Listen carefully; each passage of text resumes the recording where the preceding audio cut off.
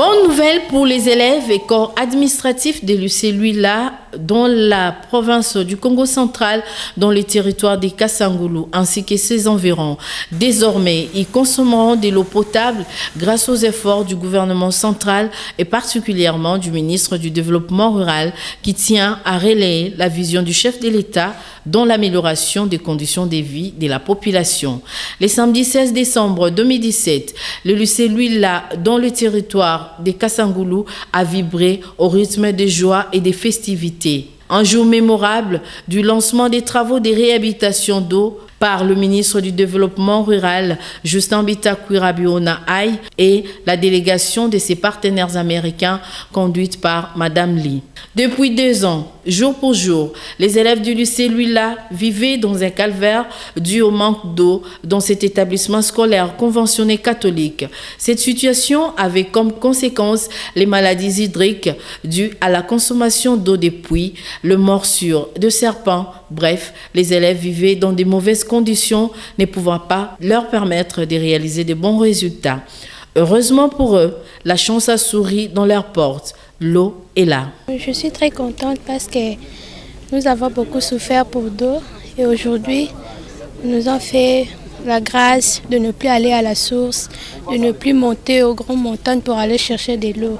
Je suis vraiment très contente. Je remercie Monsieur le Président Joseph Kabila et Monsieur le Ministre. On veut remercier Monsieur le Ministre de nous avoir envoyé de l'eau ici au lycée Luila. Ça fait depuis l'année passée, on avait des problèmes d'eau. On les remercie de nous avoir remis de l'eau au lycée Luila.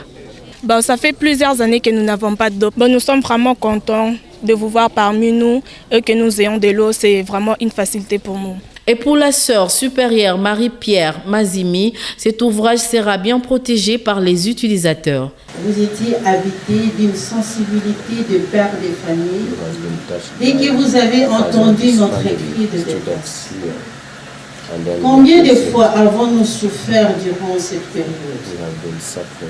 Achat de l'eau dans un bidon de 25 litres à 7 sous. Connaître les accidents. Parfois, on avait même des larmes aux yeux.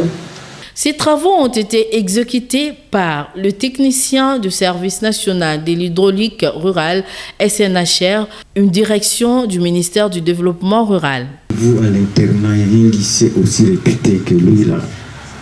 En tout cas, vous n'avez pas mérité. Les mois que vous avez passés dans cette situation d'aller poser l'eau à distance, d'abord, ça déséquilibre même la concentration à l'école. Mais aussi, je vais passer un message pour vous dire que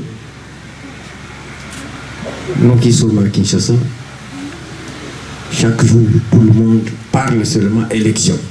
Élection. Élection. Mais j'ai dit, les gens, vous vous trompez. Le Congo n'a pas comme urgence les élections.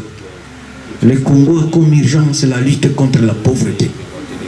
Parce que la pauvreté est permanente.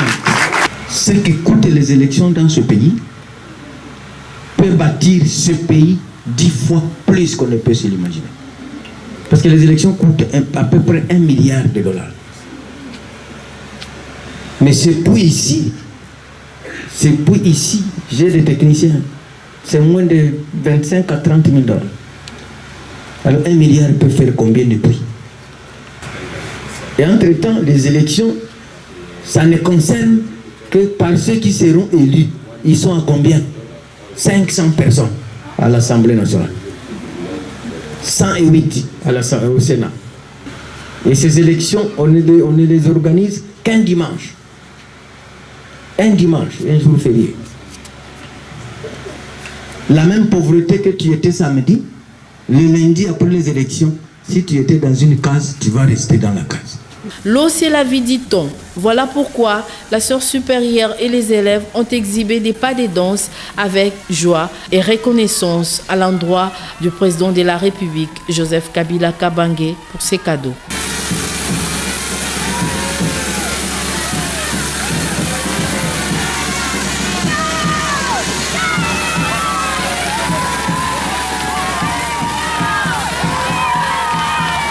Le partenaire du développement rural Global Trade and Finance a également apporté quelques présents aux élèves, notamment du riz, de l'huile de table et des ordinateurs.